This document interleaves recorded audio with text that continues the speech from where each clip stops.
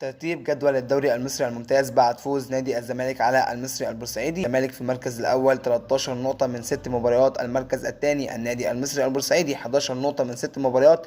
المركز الثالث نادي فيوتشر 10 نقاط من 5 مباريات فقط. المركز الرابع نادي سيراميكا كليوباترا 10 نقاط من 5 مباريات. المركز الخامس نادي زد 9 نقاط من 5 مباريات. المركز السادس نادي بتروجيت معاه 9 نقاط من 6 مباريات. المركز السابع نادي غزل المحلة معاه 8 نقاط من 6 مباريات. غزل المحلة لن يهزم حتى الآن، فوز مباراة واحدة، تعادل 5 مباريات. الفريق الأكثر تحقيقا للتعادلات ولكنه لم يهزم، والأقل تحقيقا للمكسب.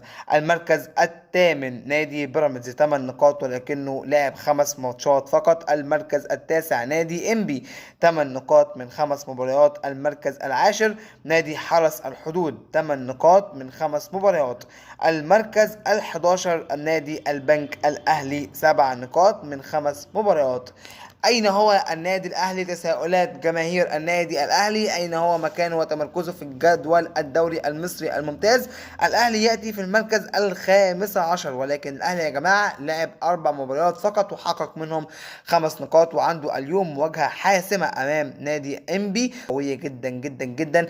الأهلي ما عندوش إلا المكسب فقط، خصوصا بعد فوز نادي الزمالك على النادي المصري وعودة أداء نادي الزمالك للأفضل مرة تانية. ولكن نادي إنبي هذا الموسم نادي قوي جدا.